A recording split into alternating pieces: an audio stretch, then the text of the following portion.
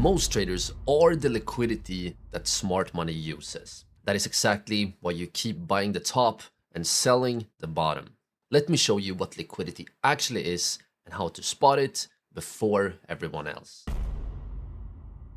So now, before we can start trading using liquidity and liquidity concepts, we of course need to answer the question, what is liquidity? And here, liquidity is one of these terms that can be hard to understand in the beginning, but I will try my very best to explain these terms in super simple terms. So in very simple terms, liquidity is simply how easy it is to buy or sell something quickly without moving the price.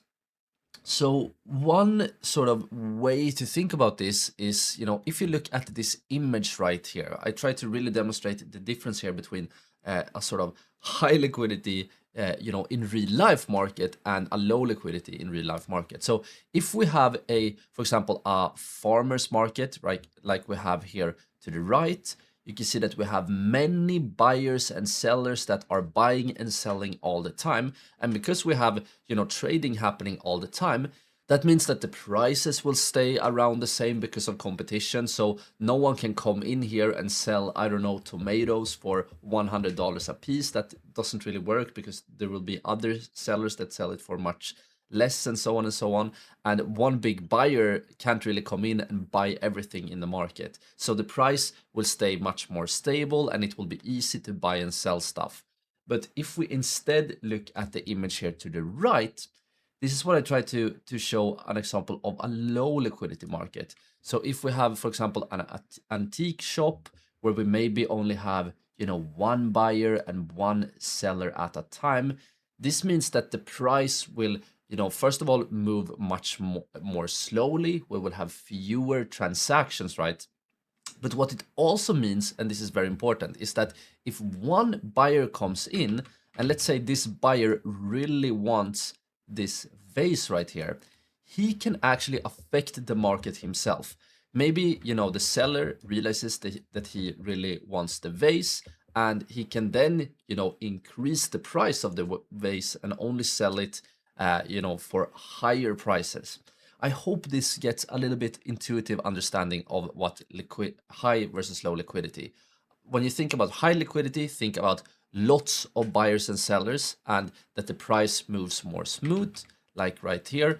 And when you have low liquidity, think about less buyers and sellers and more, they can affect the price more easily. So here, the more buyers and sellers there are at every price, the more liquidity and the smoother the price moves. So think about it like this. High liquidity equals price moves more smoothly. Low liquidity means price jumps in big chunks. And here, and this is very important, and you will learn about this throughout the course, most traders are the liquidity that smart money uses. So smart money traders are basically the big boys, the traders with lots of money, like hedge funds, banks, and so on and so on. And we will talk about later on in this course how these traders can actually manipulate the price to take advantage of you and your liquidity.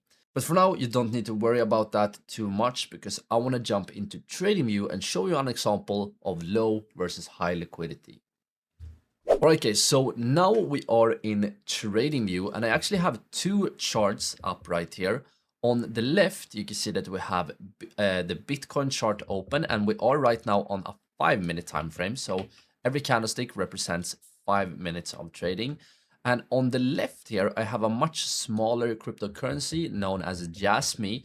And we are also here on the 5-minute time frame.